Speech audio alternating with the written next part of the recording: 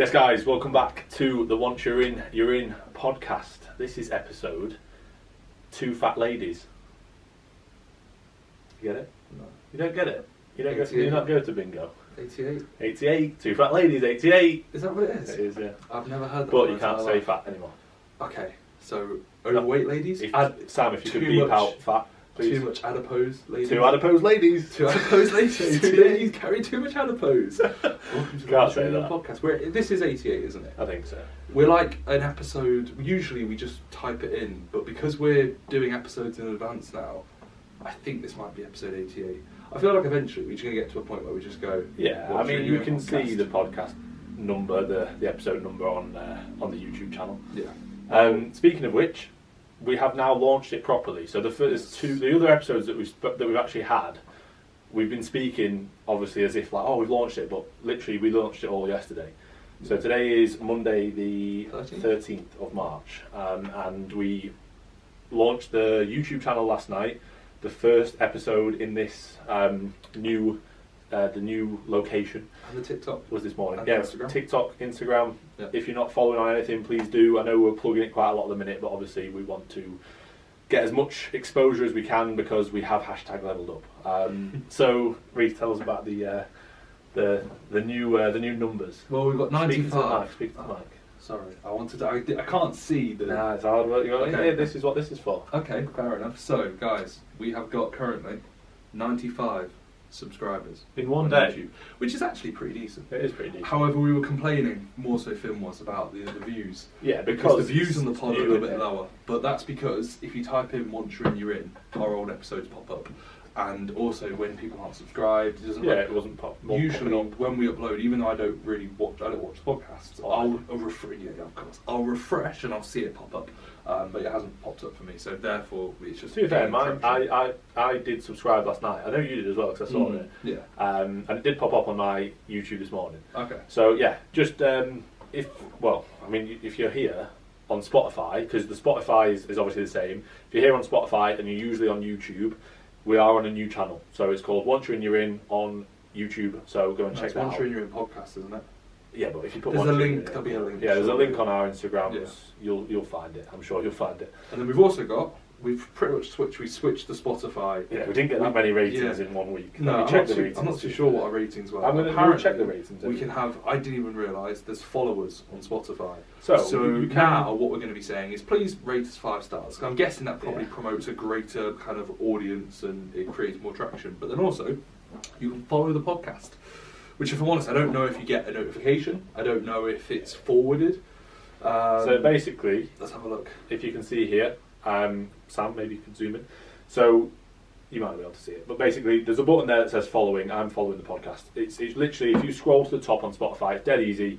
Click the button that says following. There's even a notification bell, so you can click the bell, click my bell, click our bells, and then you will be notified whenever we upload. And then underneath that is a ratings little section, so you can just click on that and give us 5-star, please. Also, one more thing, when you actually click on the episode, it'll also say, what did you think about the episode? So you can reply and you can let us know your comments, you can let us know if you like the episode, what you would change, anything you want us to do, so you can give us some feedback there as well. And then speaking about feedback, this is something we spoke about literally before we started. I've asked plenty of my clients that I've spoke to, actually, what do you think of the podcast? What do you reckon we could do differently if there's anything? What's the audio quality like? What's the editing like? How things are? Because we don't just want it to be obviously we want it to be us chatting, but we want it to be, if there's anything that you guys feel like we could be doing differently. We haven't really got ourselves into a groove yet. We've got a fair few ideas. We're almost kind of going to be setting ourselves up for, let's say, for us to build more momentum with how things are. But let us know, anything that we feel are still just settling in as well. Yeah, that's what I mean. We're not into a groove yet. Give it a few more weeks, and I guarantee that the quality will look a little bit better because we're going to get some more. Well, we already have spent £500 on likes yesterday, so we've bought some more likes. How did it come to £500? I thought Sam said it was. Sam said it was 400, and when I looked, it was. And then when I looked the day after, the offer had gone. So, well, to be fair, the offer was only. It was 2 of each, and it was 125. Okay. But then it went up to 155. So that already meant £60 more expensive. Yeah. And then I bought some other things as well, didn't I? I bought another charger for the cameras, and I bought a tower. What's it called? No, a tower. Charging tower? A tower. I bought a tower. You bought a tower? I bought the Tower of London. Tower of London. And it was 500 quid. No, you know the... What's it called? That white thing down there. Oh, like an extension cable? Yeah, a tower one. A tower, yeah. So I need tower to take that tower. one. Mate, Shannon yesterday. Yeah. So she uses that when she does the nails because she has like those different things that she needs to plug in. She was like, "Where's my extension cable?" And I was like, my face just dropped. You know when your face just drops because you know you're in the wrong. Yeah. You know you're in the doghouse straight away. And I was Did you like, lie? no, I stole it. I was like, I took it to the podcast, and she was like, "What? Why?" And I was like, "Well, we needed one." I said, "I knew we'd need one," and we did. When we got here the first day, Reece was like, "Oh, we need one of them," and I was like, "I've got one in my bag." So yeah, like, I mean, it's helped out the podcast. Shannon wasn't happy though, but I bought a new one, so I'm going to steal that one back. So that, yeah. But you do know there's literally one right there that we could have used. Yeah, does that one work? Yeah, it works, mate. So you know, you could have got a refund on the tower. We've got a cool You tower. need to buy the next tree. Apparently, I need to buy the tree as well. We've also added, we did speak about them, and I'm sure you can see it. I know you can definitely see it in one of the cameras. I think you can see it in both. We've added the, what we spoke about last week, the accolades? The accolades / the little sort of extras to the studio, to the scene. So you can see the sword and the medals down there, and the little, what would you call that, the trophy? Yeah, bit of a naff trophy. Yeah, it's plaque. Yeah. Should put our 10k plaques up front. Yeah, we need to. I hit 50k today, so I might. Oh, 50k in a month. You made 50k this month. Nah, I made 50k. Nah, I hit 50k on Instagram, but I didn't get a plaque or anything like that. Yeah, imagine if YouTube, because YouTube, you actually get a plaque if you hit like, I think it's 100k. Yeah, imagine when we get there. Imagine one day we hit 100k. That'd be pretty wild. I don't see why we can't. We're on 95 at the minute. Yeah, I mean, we've only got what? We're 100. We're only what, like 1%? Yeah. Well, we're no 1%. No, less than that. 0.1%. 0.1%. Well, make sure you get shared. Yeah, please, guys, help us out. So yeah. Other than that, how's your week been? I mean, it's been, what, 4 days since we last did one? So yeah, we did Thursday. We're doing this a little bit earlier, guys. This is obviously on Monday, as we said. The reason why is Finn flies away on Thursday, and we usually do the podcast on Thursday. And then we were going to do it on Wednesday, but I'm filming with Josh at the Grow Room. And then also, if Finn's travelling on Thursday, he's probably... I'm not going to say it's going to be a stressful... I'm travelling early. Yeah, it'll be where like you pack it and getting everything sorted on Wednesday. So 6, I've got to leave, I think. So. Are you not coming to Grow Room? Are you bottling that? Yeah, I'm not doing that. Okay, so I'm not doing that. I'm just going to train at Premier. Okay. It makes more sense, mate. Yeah. I've still got to pack everything and get everything sorted, so yeah. Just makes more sense. But I think we fly at like 8:30 or 9 or something. You excited? I am excited. Yeah. Yeah. Yeah, it's the first holiday that'll be like a chilled holiday since Egypt.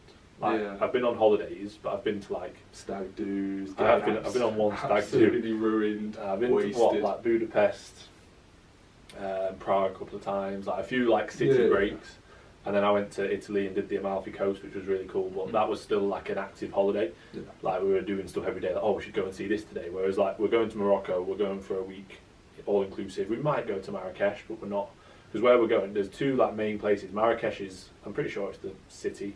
Someone let me know if I'm wrong. Marrakesh is the city, the capital, I believe. And you can go there, or you can go to, we're going to a place called Agadir, which is on the beach. Yeah. And it looks nicer, it looks more holiday. Marrakesh looks nice, but it looks like, again, that'd be a holiday where it's like, oh, I'm going and I've got a nice hotel, but I'm going to go and look at the city and stuff. We might go for a day, but I think it's quite far, so if we do that, I'll probably hire a car, just because I'd rather get a car and do it on my own terms. I was blown away with how easy. Oh mate, it's so like easy. in Canada, it was literally like I turned up and it was mine within 10 minutes. What car did you get? Oh, it was actually not that bad. It was like a saloon Hyundai that had like 250 horsepower, so it was actually pretty decent, automatic. I loved my little Fiat 500 in Italy. It was mint because it was so little, and you put this on sport mode. Was it like a go-kart? Was it like the roads were in the same sort of order? Because in America, I think I told you about this. If the lights are, or Canada, like that side of the world. Apologies to any Canadians, I'm being insult if you say America. But if the lights were on red, you're allowed to go right still. So you know if you come up to the traffic light, so it was proper confusing. In Italy, there's no traffic lights. Really? Oh, like pretty much there. I've driven a quad bike when I was in Italy like 4 years ago on holiday, and literally there's like there was no police, nothing. I was like, I know I was younger than 4 years ago. I was like 15, 16. I think Nick had so the guy I went with, he had a driving license. I didn't. And I still managed to get one, and he was like, "Yes, I'll just pay me and just drive it around." How much was it to do get the car in Canada? Oh, it wasn't that much, like $250 Canadian dollars for like a weekend. So what's that in? Like 200 quid. I can't remember how much it was, but I remember it not being expensive in Italy. No, and that was only because I was under 25. If I was 25 and older, it's always cheap. it would have been like a quarter of the price. Yeah. It was literally 25 and under. It's just they shafted me. When I got there, because I told you, didn't I? When you choose, you get to choose, like, it says this car or similar.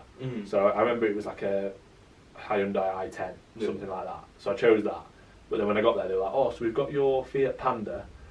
And I looked at them like, oh, and they were like, no, like, do you not want that? Because I was like, well, I said, well, I actually chose a i10. They were like, oh, we've not got that. We've got a Fiat 500, but it's going to be an extra €5 a day. And I was like, like, it's much nicer car for €5 a day. I was like, I'd much rather have that. And they're proper low down, small. Mate, honestly, it was literally like a go-kart. It was a joke. Yeah. Proper good. So so you go on Thursday, and then, so what, you've got 2 more sessions, and then you're deloading, mate. I'm ready for it as well. Yeah, you mentioned. Finn has a record, I think after every set today, bar one, he might have said something about his pec or his elbow. Finn has a bit of a tendency, if he's feeling battered or sore, he has to mention after most warm-up After every single set. Just like he'll do like a facial expression like Sam zoom in and it'll be like...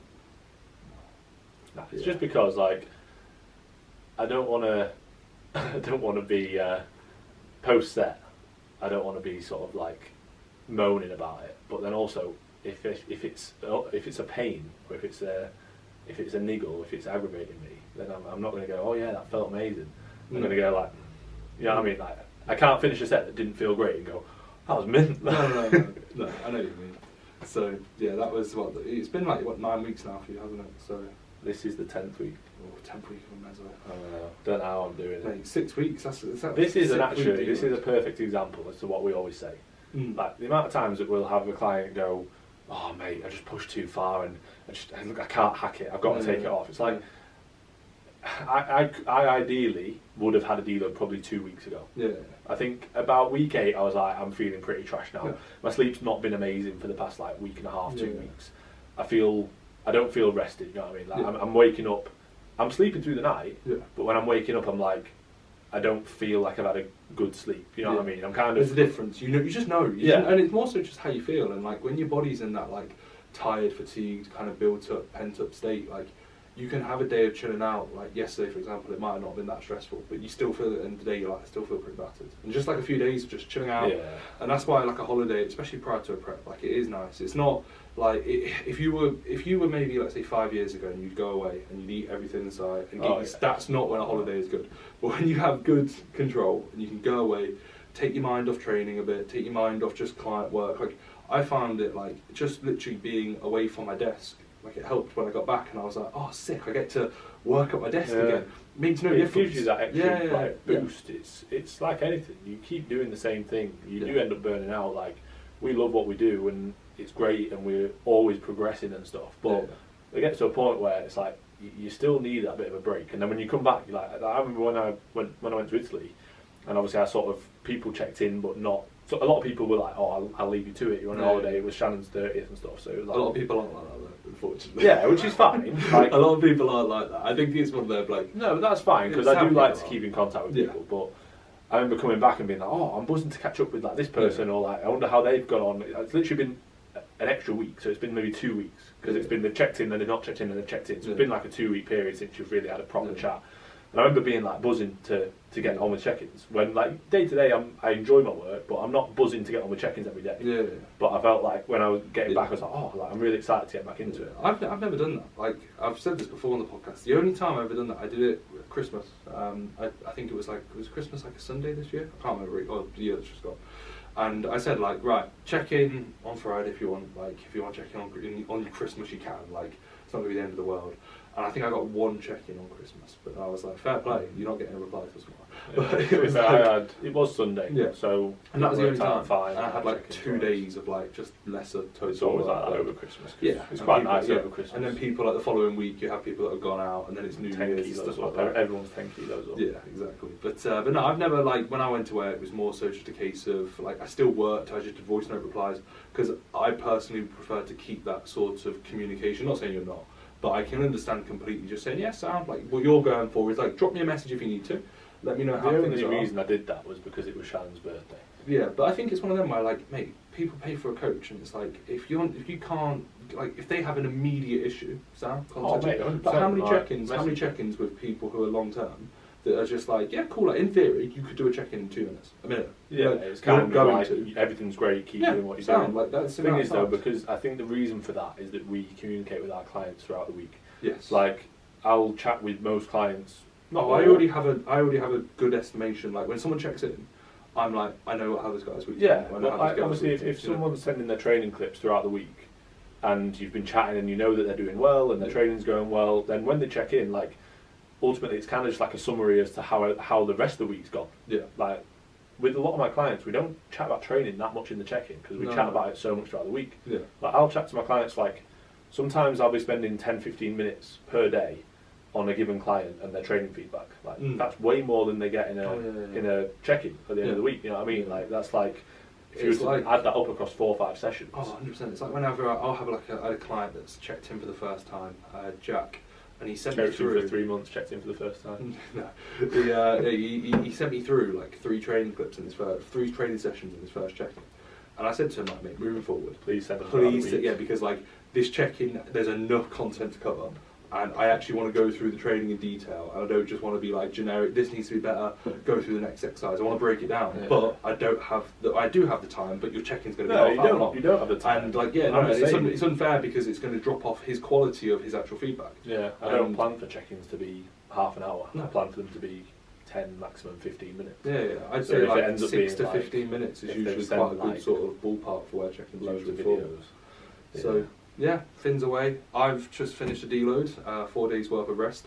A weird sort of time because I feel like I said going into it, I didn't really feel like I needed it, but then like after a few days, I was like, oh, I actually have enjoyed like just less. Not What have you done? Not really anything different, if I'm honest. It's been Went to the literally. cinema? Was that? No, was that Wednesday was night? no, literally I watched Last of Us with my mum on Yeah, Friday. Wednesday night. That was the first.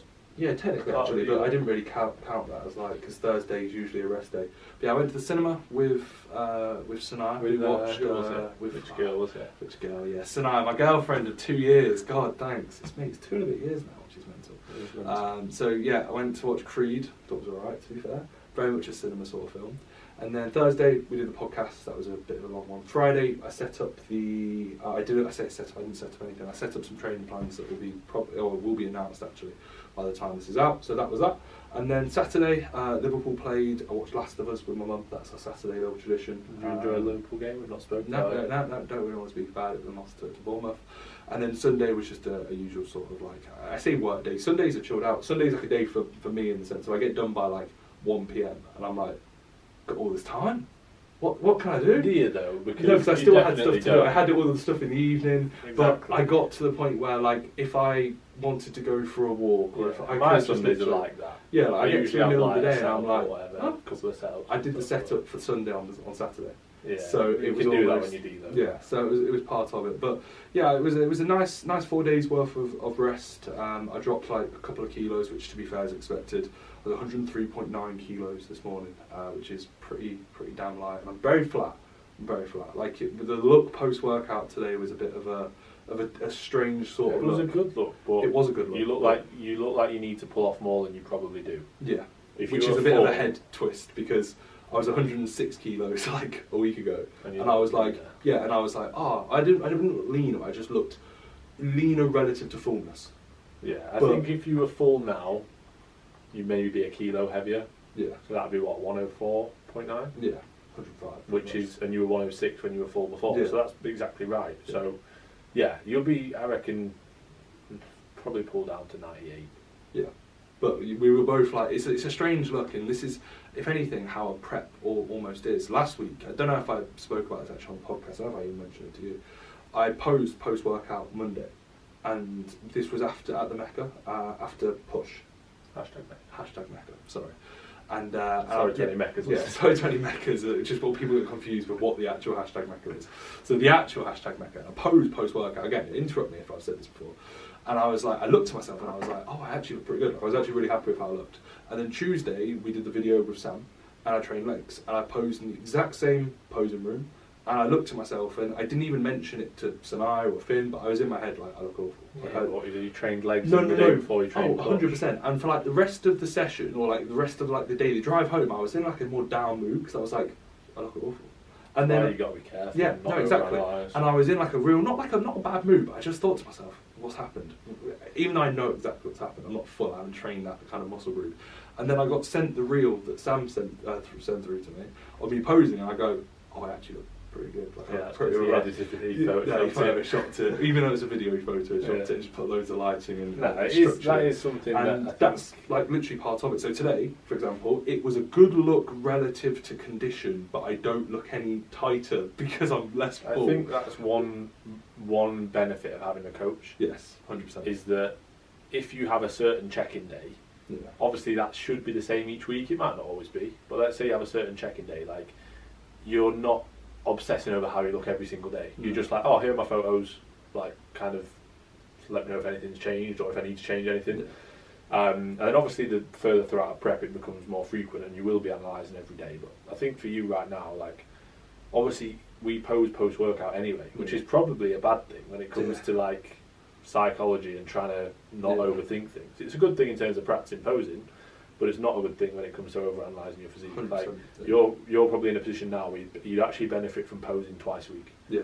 But we're in a good routine where you pose every session, and you should because you're practicing posing. You always want to do it with your eyes closed, or do it without a mirror. Yeah. Like exactly. Instead of looking and assessing every single day, like because you do change every day as well, especially when you've got more muscle, and especially post deload, like. You will change every day. That's why, like 10 minutes pre-stage, you'll be so on. Oh yeah, and then all of a sudden you step on stage, it's like, what's happened? I was so ready backstage, but yeah, it's part of it. Like at the end of the day, it's going to be a bit of a, but it's a good sort of kind of viewpoint in the sense of if we think about a deload, so it's 4 days worth of rest day food, it's increased cardio, it's steps being a touch higher, not intentionally, but just because I'm not training, so I can have my steps just a little bit higher based off routine and what I was doing. And as a result, when you drop 2 kilos, like, and you've not trained, of course it's going to be a different look. So in my head, I'm like, I'm 103.9 kilos. That's pretty lean. That's probably pretty light. And I look at myself and I'm like, well, I'm not as full. And as a result of that, the skin looks like, we said about my midsection, like my skin looked almost thicker because my midsection wasn't as kind of, makes sense. Yeah, it wasn't as full in the sense of somewhat food volume, but then also as well glycogen in the sense of how things sit. The way that I kind of try and explain it to clients is like, ultimately, like let's say peak fullness versus like being flat. Like the best way to explain it is like as a balloon. It's like if you think of a balloon, like it's still the same balloon, whether you blow it up or not. It's still the same balloon. It just looks very, very different. But it's the same, in essence, it is the same thing. It's just got more. Or in a sponge. Like if you imagine a sponge that's soaking wet. But that is a sponge that isn't a sponge that's not soaking wet is probably bigger. True. Yeah. So a balloon's the best. Yeah. True. Use balloon analogy, guys. Don't use the sponge analogy. Okay. The sponge in terms of the muscles soaking up glycogen. But yeah, like if you imagine a muscle under your skin, a balloon under your skin, the more pumped up that balloon is, the thinner your skin's going to look. Exactly. Your skin hasn't changed, but it just looks thinner. And the more deflated that balloon is, the thicker your skin's going to look. And you're like, where's the muscle or where's the balloon? But it's just based on fullness and obviously muscle size as well. Like, and also things such as like fatigue. Like I think this is something again people don't really worry about, or they do worry about, but they don't really understand. Like I remember like last prep, my legs like 5 days out had like, so I was doing daily cardio, steps were stupidly high, food was really, really low, and I was battered. I remember looking at my leg detail and I was like, my legs are really soft. Let me guess, did they come to life? No, genuinely, and I know, like just like literally 3 or 4 days of lesser activity, baseline steps, and I remember like looking at them like 3 or 4 days later, and I was like, it was almost like if I put a transformation, it looked like a 6-week transformation, but it was just because the inflammation kind of disappeared from them. So pretty much it's one of them where like fatigue, inflammation, all that sort of jazz will definitely play a role with how the physique looks. But if I'm trying to like, let's say, have a look at how things are going to be moving forward, it's a devolume session, or rotation, should we say, for the first 2 to 3 sessions of the week. So devolume push. Today was a weird session in the sense of like 3 pressing sets. Yeah, JPMVMT with us. Yeah, JPMVMT, is Movement, it? Yeah, there we go. So we had him jump in with us. He's also training with us tomorrow, isn't he? At the Mecca for the hashtag Mecca, Jesus Christ, sorry. I don't feel like it goes well in a combo like hashtag Mecca. I feel I like can't say Mecca. Okay. If I hear someone say Mecca without a hashtag in front, I'm like, what's Okay, that? Don't know what that is. so plan of action most likely training day food, but not training day demands in the sense of a devolume. So I'm hoping that body weight kind of creeps It'll be back a lot up. full in there. It'll be the next few days. Like my training day food really isn't that high. What is it? all things What is your considered. training day food? Like 358 carb and then like 37 fat. It's like 2,850 calories. Well, my non-training day food is 2,002. So and cardio is like 10 minutes less. So I'm hoping with how things work, like body weight will creep back up, which it should do just through inflammation and likewise fullness. And if it can go back up to like 100, like mid 104s and hold that, that'd be good. And then I can kind of assess and see. But I think the rate of loss, like 1 kilo to 1.5 kilos, with how it has been more than that. So I'm hoping it slows down. If not, then I'll just implement some refeed days, like literally back-to-back refeed days most likely, which to be fair I had scheduled in from like 6 to 7 weeks anyway, so that would be 2 weeks from now. So they might have to go in a bit earlier in the sense of maybe next week, potentially the weekend if body weight continues to drop.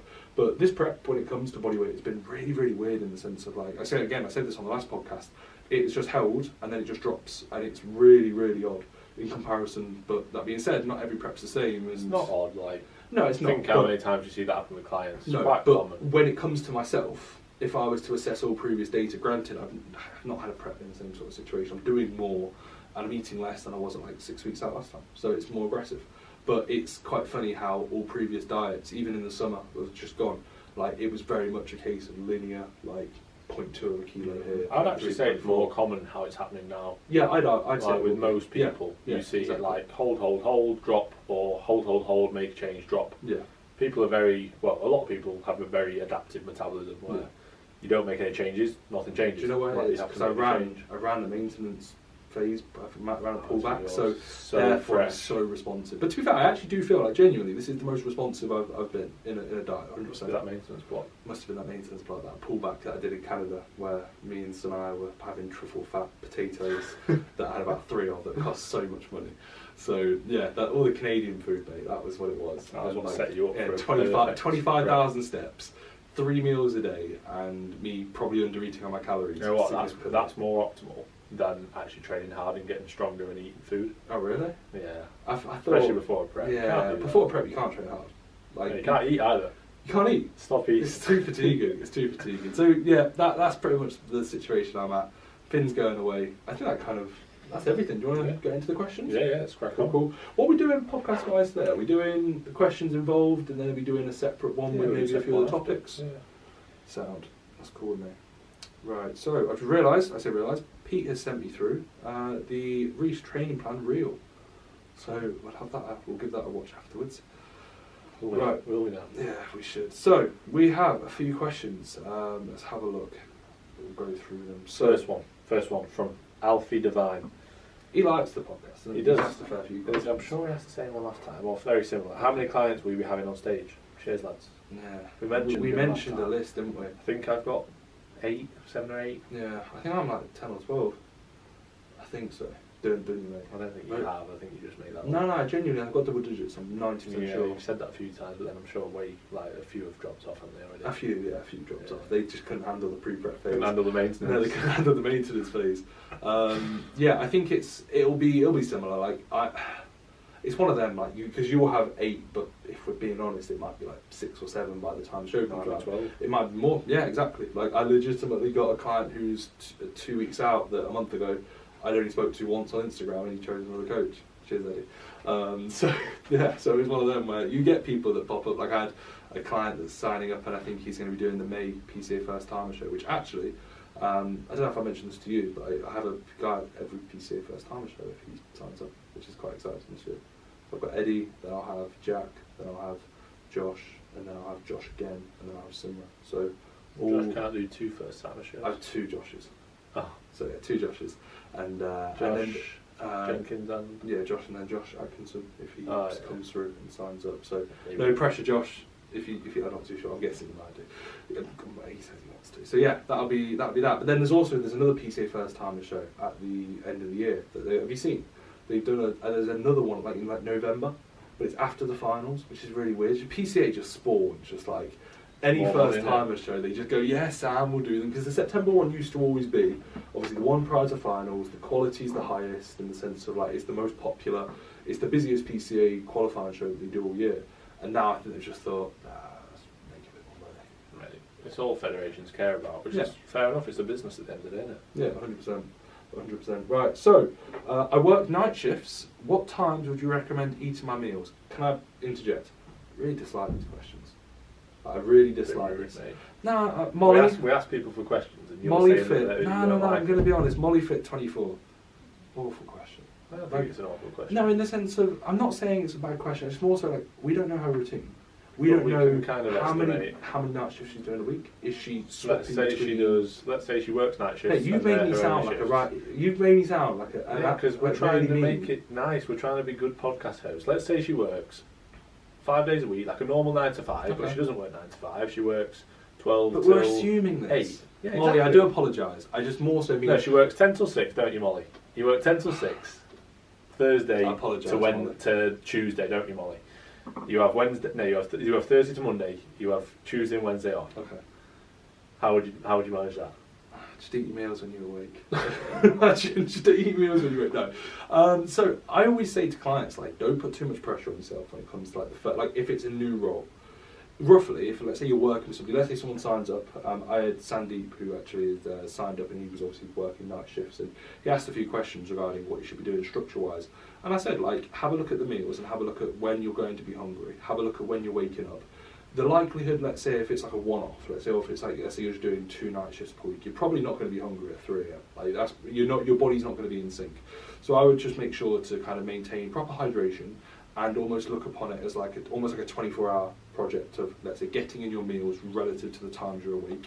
And if, let's say, you potentially maybe miss a meal or have a meal, like say an extra meal when you're going to be more hungry, and it's spaced out appropriately and it's not going to ruin digestion, overall over a week it's not going to make a massive difference. It might make a manipulation to training, but I'd more so argue the training manipulations in a potential negative sense would more so just be from routine and structure and sleep. So it's one of them where, like, I know personally if it was myself, I would probably have like a different sort of approach where I'd minimise the amount of food that I'd be eating while I'm on shift at night, unless my job was horrendous boring. I just thought, I can just Need to eat loads. yeah, I can just no. Because to be fair, like if I fly away on, like, let's say if I'm on a plane, I'll always bring like 2 or maybe 3 meals depending on how long the flight is, just because it makes the time go a bit quicker. And I'm sat around, I'm not really doing anything, Yeah.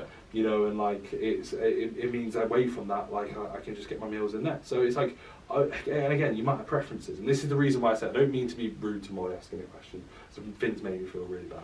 But it's more so a sense of when are you hungry? What's your routine? I don't know like? though, because like I feel like that's an easy way. Like, let's say, for example, if we were trying to live the lifestyle we live, Okay. but we did night shifts, Yeah. we wouldn't just go, oh, just eat when you're hungry, because we take it more seriously than We that. won't be hungry really. Like, Yeah, exactly. So, like you said, the best way of doing it, call it mate, when you take a drink, you need to get away from that mic. Finn, look at my thing. Yeah, I know, it's all slurpy. Honestly, you next are time, so picky. next it's time, ridiculous. yeah. Finn, let me drink. Yeah, let me mate, drink. please don't do it in the mic. Mate, I did Honestly, it- when did we it listen here. to it back, I did it here. Yeah, but it's like the loudest slurp I've ever heard. Yeah, but that's how these bottles work. Right, No. I'll take the lid off. I'll take the lid off, alright? Yeah, and do it quietly as well. Take the lid off quietly. Take the lid off. Take Oh mate, I got water on my ankle.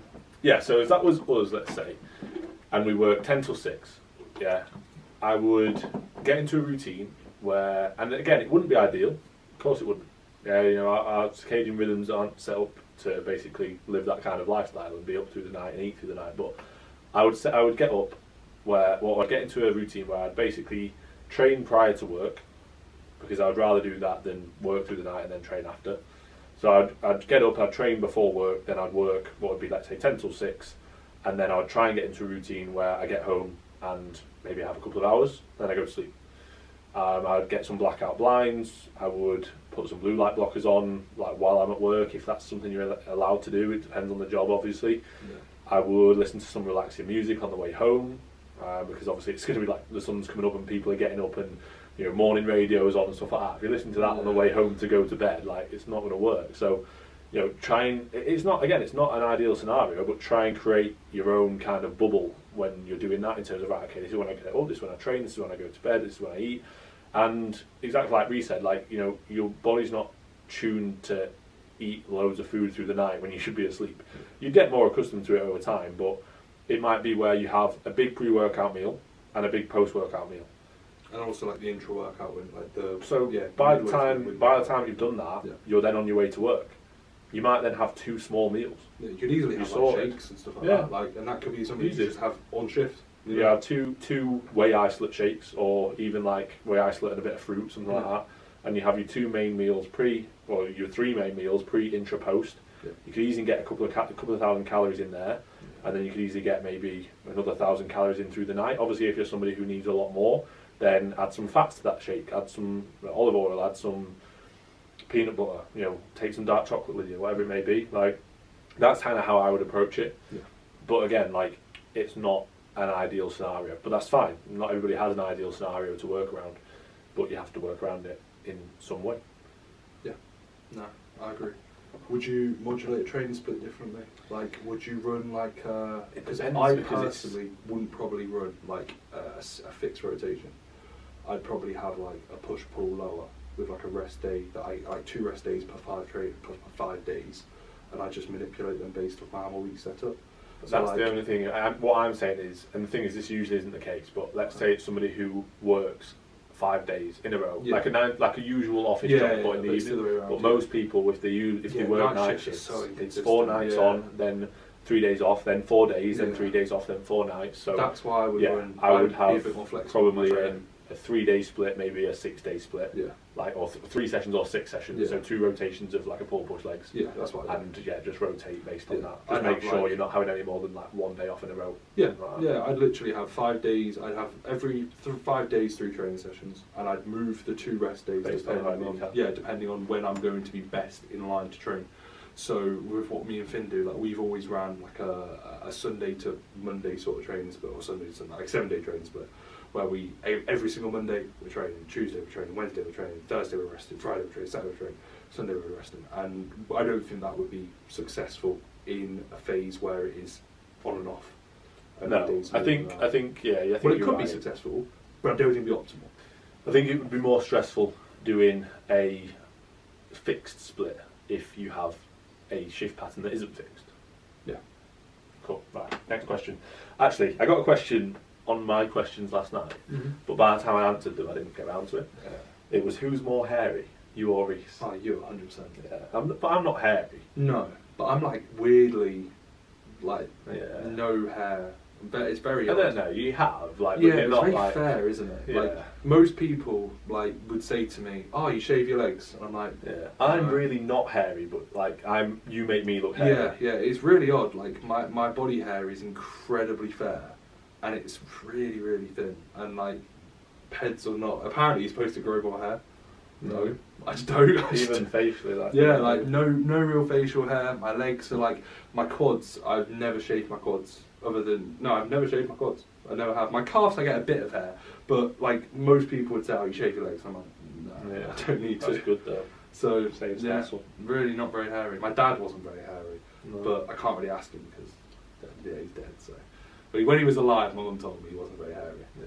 But things could have changed, but he died. So. Yeah, it might have been hairy. Yeah, he might have been hairy if he made it past 30. But rest in peace. Yeah. Hopefully enjoyed that. Will Bertolini asked me how's the house hunting going. It's not going, mate.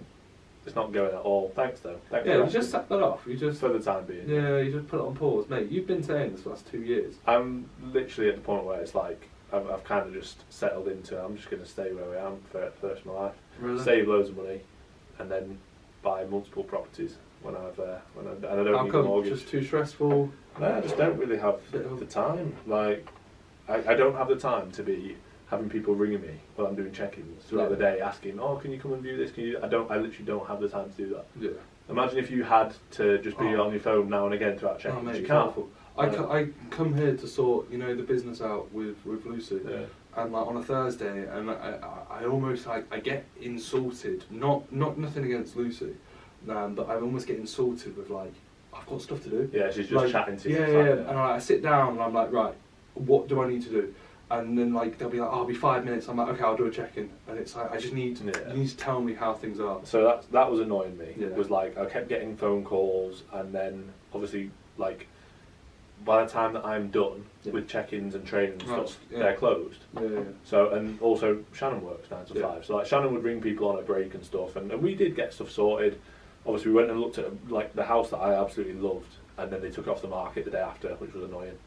I mean, it would have been stupidly expensive, but it was very nice. But yeah, we'll sort it. Like it's one of those things where I was like, oh, I really want to do it before prep. But then I think, why am I stressing out about that? Yeah, like yeah. I don't need to do it before prep. No rush. Like it's one of them. Like Sanai, me and Sanai have mentioned it, and it's like for me, like this.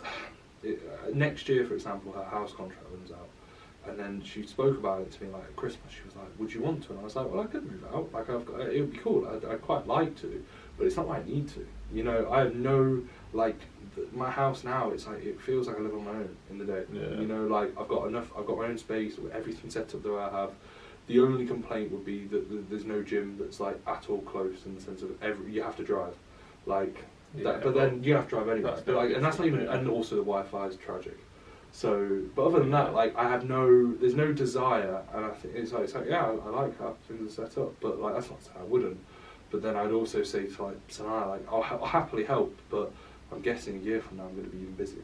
So it's going to be like It's one of those as well. Like, I think potential. I was stress. sort of thinking of it as like, oh, I'm wasting money renting, but it's not a lot of money. No, you know what I mean? no, Like I'm not spending £2,000 on a house that No. I shouldn't be spending on. Like our rent is so cheap. Yeah.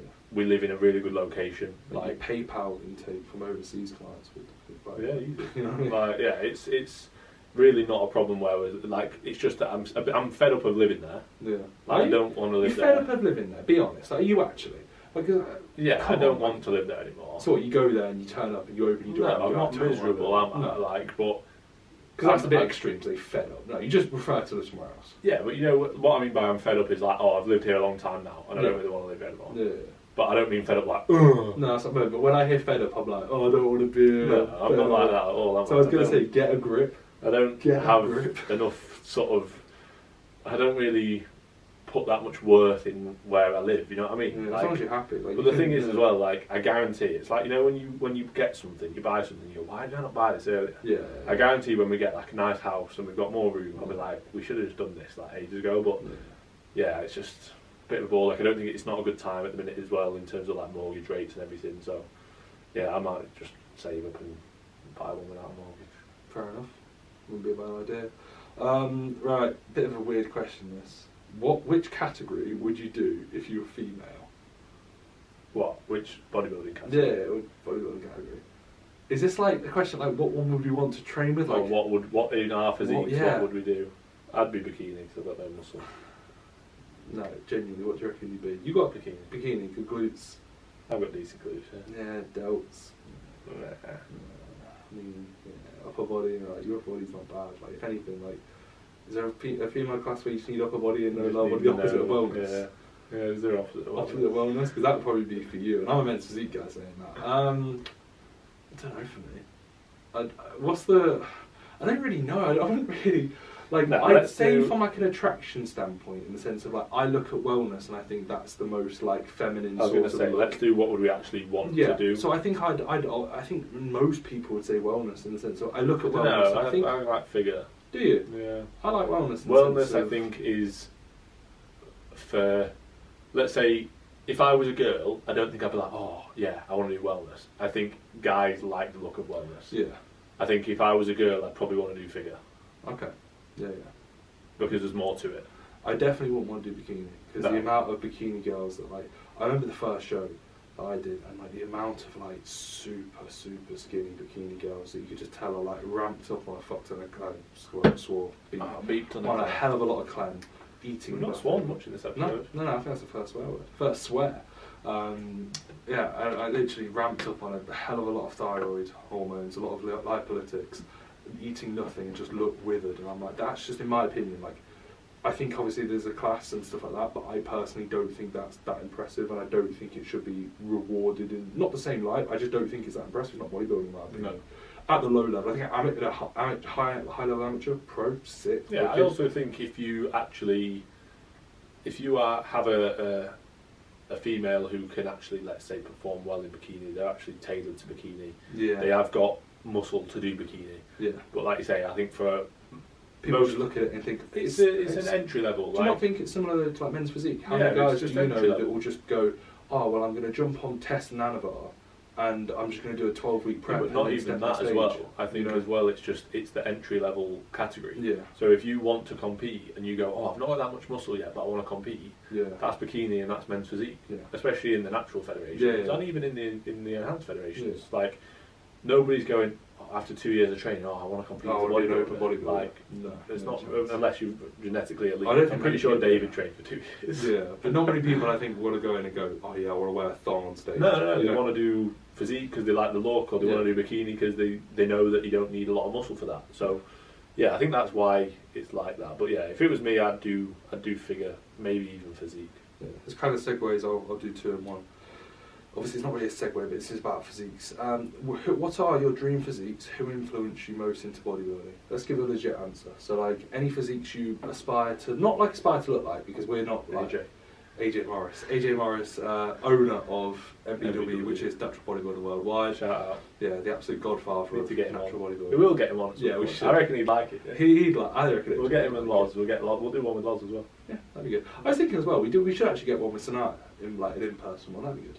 We can go through all the prep secrets of how bad I am and how much of an abusive boyfriend I am. We need to find a way of getting a 3rd mic then, because I don't know how to do that. Yeah, we should. If anybody knows how to use 3 mics, because I've got my laptop with them 2 plugged in, but we need like an external. There'll be a way of doing it. Yeah. But no, in all seriousness, who inspired me into getting into bodybuilding? I remember seeing like photos of Ziz when I was like 15. Is that why you started training though? No. Why did you start training?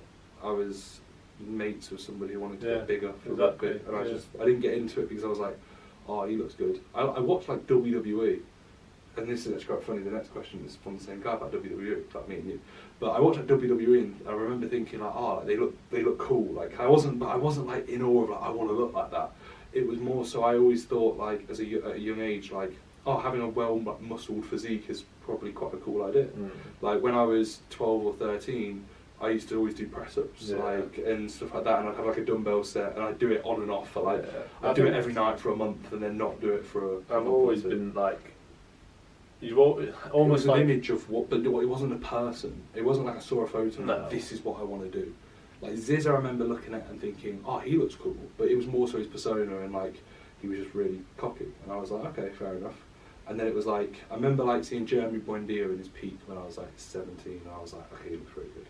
Like that was probably one of the first people that I thought he looks really, really good. Yeah, but I never thought like, I think I've always just taken pride in like how I look, but all, like even like growing up, like I always wanted to be quite sporty, like you know what I mean. I'd never let myself get like overweight or anything because I don't know. I always wanted to look good. I always wanted to have abs when I was a kid and stuff like that. Like, and like like I'd do like sit-ups all the time, and I'd do planks all the time in my bedroom and stuff like. It's just what you do as a kid. I remember like if you're wanting to look better. If I was like, let's say before when I was playing football, I'd take my top off, and I'd almost in my head be like, I should look better than everyone else. Like not saying like, I wasn't like comparing, but I kind of was like, if someone was like turning up to football training and they look like, let's say after the summer, or like let's say I hadn't seen them, they just looked like fat, I would almost be like, okay, what are we even doing? Yeah, how like, what, you know, and this is at a young age, like. I remember like I was always the kind of guy like when I was at school, like I wasn't shredded, but I was always pretty big. Like I had enough muscle for my size, but I was soft, but I was like bigger than most. Like I was always good at arm wrestles. I was always pretty physical and like physically in a good spot. And like I remember like thinking to myself like, you know, this is almost like the minimum I set myself. Like I don't want to be a guy who's turning up after some holiday just looking out of shape. I was kind of like that, but in terms of like general fitness. Yeah. So like I remember I cried once, so I got beat at the oblique test. Oh mate, yeah. I've had so many situations where I was thinking to myself as a kid like, why is he faster than me, or how's he carried on? Like I'd almost take it as an insult to me. I'd be like, what am I doing? Like I played football with kids who were like 2-3 school years older than me, and I remember thinking to myself like, why aren't I as good as them? But like 2-3 years older than me. I was always huge, like that. You know? I was always like that. Like I remember doing like cross country and stuff, and literally not stopping until I was like collapsing or throwing up, and I was like, I'm not going to stop. Like I've always had that in my head, like almost like it's that sort of second voice in your head that's like, you need to stop now. But then my voice is like, no, I'm not going to do that because that's me bottling it. Yeah. I'm losing. I'm not going to lose. Yeah, exactly. I've kind of always had that. So I think like that what got me into in terms of getting into the gym. It was Bry started training. Yeah. So one of my mates from school when we were about 14. Shout out Bry. Shout out to Bry. Met him at the football. Yeah, you did, didn't you? Yeah. So he started training, and then like everybody kind of like followed. And that was kind of how I got into the gym, and then stopped for a bit, and then started again. Yeah. But any I never had. That you like? No, like I remember I started watching YouTube like when I was probably like 18, 19. When I was starting at uni, and it was like Ross Dickerson and Rob Lipsett and people like I that. missed those. I never watched them. See, I watched them, but I never thought, oh, I want to look like that. I don't think I've ever thought that about anyone. Even like Steve, I don't go, oh, I want to look like that. I genuinely I've never thought that. I always think, like, you know when people share Seabum stuff, I just look at it and be like, obviously he looks wicked, like it looks really good. But I'm not like, oh my god. No. I've never looked at a photo of Seabum and gone, like, my jaw's dropped and like. No, I think why he looks mint. But yeah, I would that's never the go. most I've ever thought. I'd never go past that and go, oh, No. like I think in person when you see someone it's different. Yeah. But even then, I think like this maybe it's different. It will be different for me when I see natural guys. Yeah. So when I'm at the natural shows and like there's someone who's absolutely mint, I'm like fucking hell, that's class. Yeah. Whereas when we went and watched the Arnolds and we saw like James Hollingshead and that, I was like, oh, they look mint, but I didn't think fucking hell, that's amazing. Like, you know what I mean? Like, I think it's probably because like because I'm similar. Like when I watch the PCA like men's physique shows and stuff like that, I almost get like I got like more of a boost of seeing people like, and I'd be like, because I can visualize, and I'm like, okay, that's where I was last year, where like, and you can almost get a bit more to it. Like with James, for example, when you watch the Arnolds, like no matter what me and you do, we're not going to be James Hollingshead, you know. Yeah. And I think it's quite incomparable. It'd be like if you were to go and let's say, I'd imagine play like football with someone who's really, really good, but like not like a professional. Like no, like on your level, but he's like the best at your level. You'd probably be like switched on. You'd be like, I've got to play well. I've got to impress him. I've got to do it. You play against like but Messi. if you play against Messi, you obviously be in an awe because it's Messi, but you're not going to even compare because it's Messi and you're you know. Quite good though. Yeah. So. Yeah. Right. Next question. Next one, mate. This is Will Razzo. Okay. Will you two ever visit the best gym in Sheffield? What are you saying? Is that, no, what is it? S20. I was going to say S20. I was going to say S20, but for some reason I just thought, nah, that's not in Sheffield. Yeah. S20. S20 Fitness. I'm pretty sure it's Sheffield. Is it actually a good gym? Maybe I'm not. Is it a good gym? It is quite good, yeah. Yeah. Sheffield. Finn McNamara was a PT. How far is that from Rotherham? Because it's on the way. It'll be, mate. It must be maximum 20 minutes, 15. Why? I don't get that. I really don't get it. Like, I'm sure Will lives in Chesterfield or close to Chesterfield, so it's a lot closer to Sheffield. Okay, fair enough. Rotherham, I think, is a good half an hour or more for it. But I know if we lived that close, but that's because where we live, we're so used to training in like everywhere's 20 minutes, half an hour. Yeah, when we were Jack, and Jack was like, it's a half-hour drive to the gym. Like, do you mind? And me and you laughed, and we were like, mate, that's every single day. Yeah.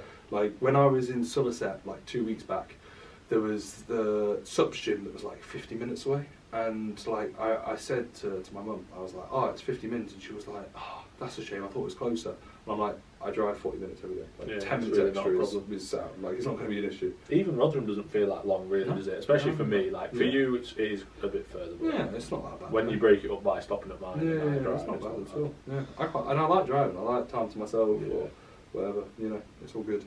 Right, would you use an oblique Smith machine for bench press? Oblique? Yeah, oblique. Is that maybe a Smith? Maybe that's a kind of Smith. Should I Google it?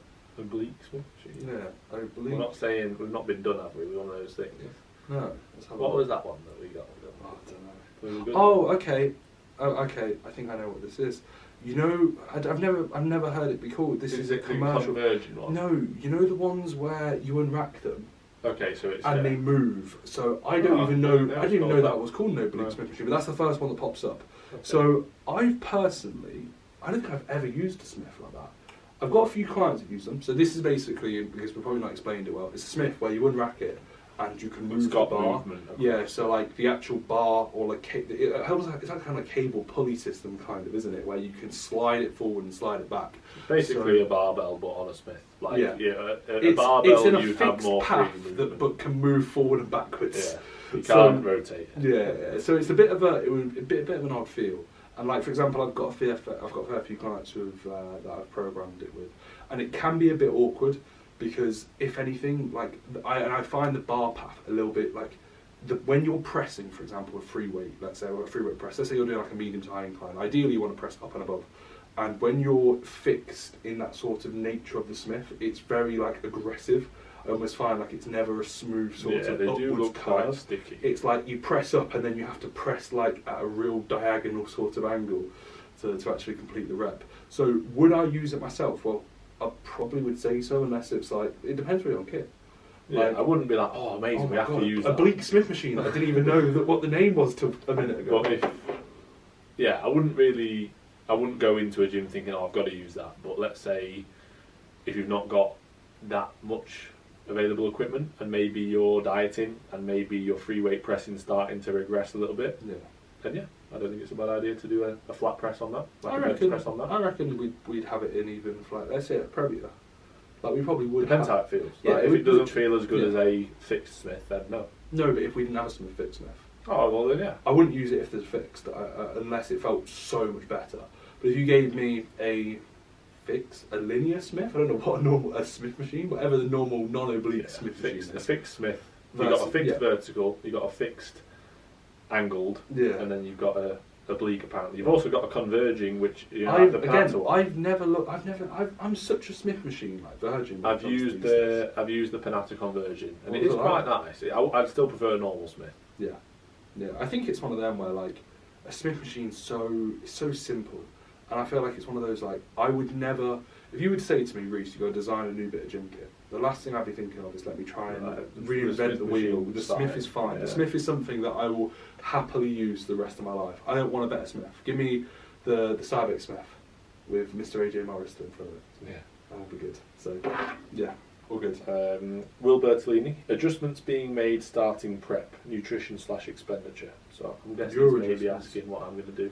Yeah, I mean, we could cover that in the. Do you want to give a brief? Have you planned anything? Or Not do you- really. I'll answer it because we'll go through stuff. Yeah, I like reckon it would be quite a good like Finn starts prep and then the changes you that. make. Yeah, So we'll go through that. Could are have this. you We can drop clip it in- up. drop Maybe in clip the it up. We can reel it up, or we can clip it up. no, but I reckon when you actually start, because you won't have everything in place now. You'll have a rough estimate. No, I have a of where things timeline gonna in go. place. Yeah. But yeah, I haven't really like overly assessed it. Like ultimately, what I'll do is I will pretty much keep expenditure the same, or I will very slightly increase it. Yeah. So I probably will very slightly increase it. So at the minute I do half an hour cardio a day. I'll probably bump that up to 35. Like it's literally no different, and my intensity will probably go up a little bit because at the minute, like I generally make sure that my heart rate's sort of 110 to 120, bump that up to 120 to 130. So already that's a little bit more expenditure. Steps generally average 8 to 10,000 across the week. I'll make sure that I'm hitting 10,000. That's easy done. So already expenditure slightly, but nothing that's actually going to be like overly demanding or impact in terms of like I'm not going to be like, oh my god, I can feel I'm doing more cardio. And then food is pretty high. So I've got plenty of room to pull food. Looking at where I'm at right now, I'm pretty much in a very slight surplus. I'm not quite at maintenance. I am in a slight surplus, but I will just basically create enough of a deficit to be losing at the rate that I want. Primarily through food, like I say, slightly increasing expenditure. So, for example, let's say if I'm in a surplus of, let's say, half a pound a week, which is kind of where I am at the minute. What's your body weight currently? Just for reference. 196. Okay. So I'm Yeah. averaging 196. So Yeah. if I was to be in a, let's say, a half a pound up per week, then you could argue that I'm about what, let's say, in a 1,750 calorie surplus. But I don't really These take are the it into things account again. like Like I wouldn't even. No. I wouldn't even worry about. on paper, you can work it all out and you can go, all right, so let's create This is X how amount of much a I need deficit, to- and yeah. you should lose this. And then I but can have my food at the highest point possible Yeah. relative to the goal. And in it's like, theory, it doesn't work like that. Like ultimately, I'll create a decent drop at the start because I need to be relatively aggressive at the start because I've got more body fat and it makes more sense and I feel really good. I don't want to be, the best way to imagine it is imagine you've got a graph and I'm starting here and I want to be here. I don't want to do this. no. I want to do this. Yeah. So I want to start more aggressive and drop off more, and then taper it off towards the end. Maybe even do this, come back up towards the end. Yeah. Like the goal isn't just drop straight into it or a linear drop. The goal is But I think definitely a lot not of to do people- this. Yeah, a lot of people think of it like that. Yeah, it's and not they like think that. of it as like a strict slope. And it's like, for me, That's for the last thing you example, want to do. I'm 7 weeks in and I've pulled off probably 6 more kilos than I will do for the next 10 weeks, 9 weeks. Yeah, exactly. So like I've done more work in 7 weeks than I will need to technically over the next 9. If you were to break it up into 4 quarters, Yeah. the first quarter should be the most aggressive. Yeah. The second quarter should be the second most aggressive, but not that aggressive. The No. third quarter should be tapering and just finishing Yeah, off fat loss, and and then then the the final fourth- quarter yeah, is it's reversing refinement. and like Yeah, just refinement. getting the best you can be. And then in like intersected in those should be deloads, diet breaks, refeeds that we covered on the last or the episode before Yeah. that one. So if you want to give that a listen to, give that a listen to. So yeah, but when it comes to food, mate, you didn't really go into detail. What are you? Have you got a rough idea for? And so your food currently what, like 850 carb, isn't it? On Yeah, training days. So what's the 850 what's the carb. rough idea on cows on training and non-training days? So at the minute I'm on just under 5,000 calories on a training day. Okay. So that'll come down to, let's say, 3,500. Like that's a Yeah. significant drop, but Yeah. still plenty of food. Like Yeah. like we said before, I quite like the analogy. I don't like the analogy of don't use all your tools at once. I quite like the analogy of like imagine your toolbox, get all the tools out, Yeah. and start using all the ones you need, Yeah. and then you can put them back over time when you don't need them. Yeah. Like that's the best analogy. Yeah. Like because then in terms of putting them back, that's adding food back in, adding refeeds, adding diet breaks, pulling down expenditure. Instead of being like, oh, I can't use those tools. Yeah, you can. Get them Don't out, use use all the it. tools and Yeah. put them back when you Yeah, don't need them. exactly. Because the last thing you want to do is when fatigue's high, both diet and physical fatigue, is be like, right, what have I got? Yeah, And I think yeah. honestly, the whole don't use all your tools I at think once. I it's- think it needs yeah, it's- changing. yeah, I think yeah. we've changed it. I We've think we changed should it. change it. No, Maybe actually- that can be a reel. That can be real. We've changed it. Read it up. Reel it up. Conran_101. So this is my client Conran. Yeah. So he messaged me the other day. He was like, it was a voice note. He was like, by the way, mate, if that was me you were talking about on the podcast, he was like, then he said something like, we're not on good terms then, something like that. Like, he was joking. But we were talking about your Conran. And I can't remember what we're talking about. I said to him, I was like, mate, we were talking about the other Conran. I can't remember what it was. I feel like people that listen, like I don't. The amount of times I'll have a client or someone mention to me something that we say on the podcast, and I'm like, I can't remember. mate, I need context. Yeah. Because legitimately, the amount of times that I'll get mentioned, like, oh, you've just said this, and it's like, you've just watched the podcast. Or We don't remember. It might be a week and a half like, ago. Yeah, I'm like, I'll just sometimes reply like, yeah, haha, and I'm like, in the back of my head, I'm like, I have no idea what I mentioned. I could have said something incredibly offensive. But yeah, he basically said, are you ever going to contemplate using, or are you just going to be a small natty forever? What, you? Yeah. Me? No, me. I'm staying that. Yeah, no, I am staying natty because I'm a good person. Okay. Would you rather eat 10k cows a day for a year or 1k cows a day for the year? Your weight stays the same. 1k. Yeah, 1k, 100%. That'd be so much nicer. Like, so much nicer. 1,000 calories, you'd be so much more optimal. Like, You in could life have work. high quality food. Yeah, you'd feel really good. A lot of fruit, a lot of veg. You'd literally. Well, not that much fruit. It'd take No. you up to 1,000 Yeah, calories. true. But yeah, you'd feel sound. 10k cows a day would be nice for about a week when you're coming out of a prep. Yeah, it wouldn't be nice no, after it a wouldn't be week. nice. Like, It'd might be nice you for 2 a week days. now. Yeah, it'd be nice for me. I'm just too lean. No, it'd be nice for like 2 days after a prep. And even that wouldn't be nice. 10,000 calories, no chance. It'd There's be no horrible. chance you can enjoy 10,000 no. calories like for the long term, whereas I feel like you could enjoy 1,000 calories for the long term. You'd be Yeah. hungry, but if your weight stayed the same and your performance and everything was the Yeah, same, like let's you say feel nothing like so. that changes, Yeah, well, he said definitely he stays 1,000. there. I'd rather have 500 Really? than 10,000. I'd rather not eat. Think about Honestly, it, if it was eating is a liability. Yeah, it takes Like, if time. you don't have to So eat and your weight accumulates stays the same. fatigue. Yeah, you accumulate too much fatigue through eating. No, if your weight stays the same, and like everything, why would you decide to eat? Yeah. Like, we eat just to Same with survive. sleep. Yeah. If I didn't have to sleep for my general well-being, Yeah. I wouldn't, because I'd have more time to work. In my teens, I always thought that was sleep. Like, I'd be like, well, how am I sleeping? I don't know, it's a waste of time. Like, sleep when I'm dead. sleep, yeah, hashtag grinding. That's what it is, even as a And then you're teenager. just playing FIFA all night. I'll sleep when I'm dead. I've got Sleep stuff to when do. I'm dead, I've got Ultimate Team to play. I've got packs to open. Right. Reverse banding, yay or nay? Bailey. Doggett. Depends. We did Yeah. it today. Yeah, So we did. I would generally say yay if you have any shoulder issues, if you have any pec issues. So like ultimately the reason that we have it in at the minute is that my right pec is a little bit sore, like right up and into my delt, so it doesn't feel comfortable in the bottom of a rep. Whereas when I reverse band it, it feels a little bit better. So basically at the start of the session we reverse band it, which also means that it's going to make it a little bit more challenging in the shortened range than it would be. Obviously it doesn't actually change the shortened range with how you want it banding. You want the band sort of kicking in just as you drop into the eccentric, but it means in relation to the profile itself, without the band versus with the band, is going to be more challenging in the short versus in the lengthen, because the band's going to start taking off some of the load.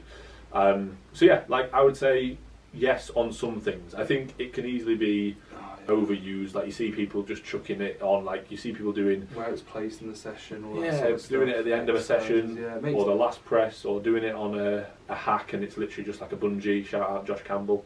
No, I'm joking. But to be fair, people like we've had there's one guy, but there's also there was one guy. There's also like been multiple scenarios where people are doing either a squat or a press in Premier on the Smith, and they've got like 2 green bands either side, double banded, and like really tight as soon as you drop into the eccentric. It's like, and obviously you're gonna have 4 or 5 plates on there, like, because the band's doing so much. Like, or Sanaya in lockdown.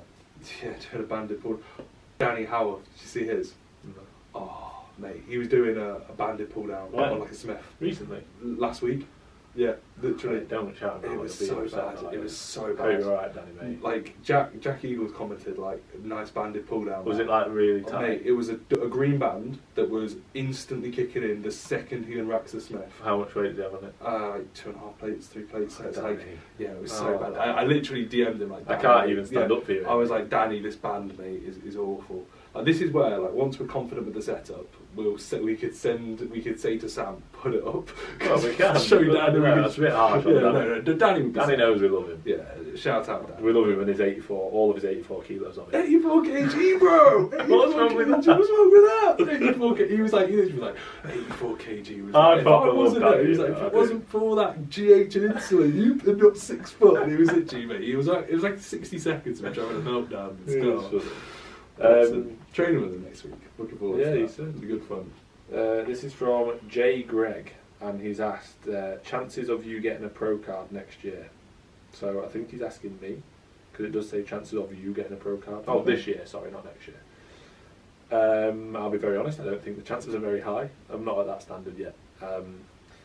I think ultimately, like, my plan is compete this year, see where I'm at. Ultimately, like, I enjoy competing. Like, I really enjoyed it last time, and it was a shame with COVID that I could only do one show and that only Shannon could be there. So this is almost like my first proper year of enjoying it, because last time it was like, this is a bit weird, like I can't even do multiple shows. So this is more so going to be my real experience of competing multiple times.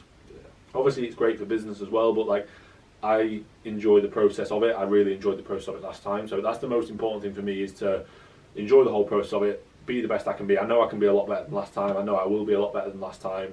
I obviously want to win shows. I want to do the best that I can, but I'm not going into it thinking, oh, the goal is the British title or the goal is a pro card. Like, I don't think I'm at that level yet, and that's fine. That doesn't mean that I don't still want to compete, and that doesn't mean that I don't still want to go for those accolades. I do, but ultimately, like, that's not the goal this year. Like, whereas, let's say in 5 years' time, that probably would be the goal. I'm not going to be wanting to compete in 5 years' time if I'm not at that level. You know what I mean? So I'll probably compete this year, and then depending on how this year goes, I will probably take 3 to 5 years off, because I don't need to compete.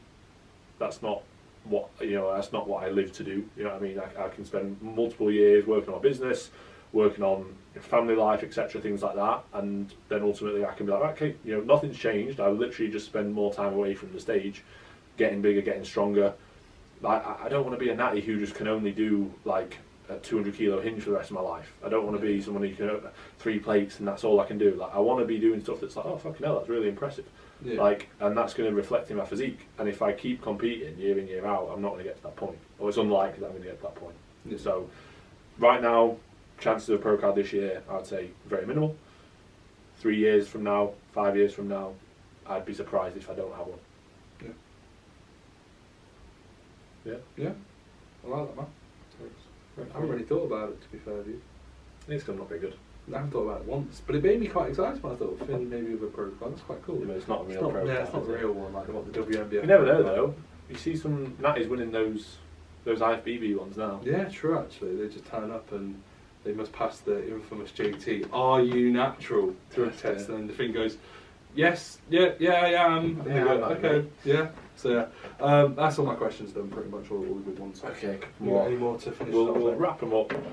Any tips for starting out a fitness page on Instagram? Just start. We'll leave it at that. That could be a good reel. Yeah, that would be a very short reel. Yep, go for it. Do bedroom activities count as cardio? Would save me 40 seconds a week on the bike. That's from my client Jamie. Did make me laugh, to be fair, that mate. Sorry, Jamie. Sorry, you're a top shagger. Mate, 40 seconds. Yeah, that's 40 class. seconds. Jesus. No, sorry. That's literally my entire week. Yeah, exactly. I just say a week actually. 40 seconds a week. No, I don't class it as cardio. I mean, if you want to, mate, if you want to log it in your sheets and let me know about your sex life, that's absolutely fine. But I wouldn't class it as cardio. I mean, no wonder I keep getting leaner when I start my cycle. Yeah. That's what it is. I just like testosterone goes up, and I'm just like, I keep getting leaner. In all seriousness, like it is. You are expending more calories if you go to bed and you go straight to sleep, or if you go to bed and you do whatever. I with just make your sure to take partner my clan before. When I wake up, I have to take my lipolytics to get a bit more fasted potential benefit out of it from the night before, after you've slept. No. So like, let's say I'm in the morning, like I'll wake up 5 minutes earlier. And then I'll like take my clan, you what, and then you'll crack on in the morning? And then I'll go back in, wake up tonight and go, I'm ready now. You're doing it in the morning, are you? I'm joking. But imagine if you were like, you don't got enough work. Imagine if you were starting and I was like, let me just go take my clan and get him by. Yeah, we need to. Yeah, I need to make sure I'm in the most optimal fat burning no worries, me too. Hey, let's do this together. That is something she'd say as well. That's classic. Like, let's try. If I mention that to her, I bet she'd go, good idea. Where's mine? Jesus Christ. Right, let's wrap it up, mate. That's the worst. That's the worst. Yeah. How long has it been? I don't know. It's hard to tell because usually on Zoom, obviously we know, and this doesn't actually tell you the time, does it? No. So I'm not sure, but I'm pretty sure it's just over. Right, guys, that's it. Thank you. Thanks for story tags, and podcast done. See you later. Bye-bye. Bye.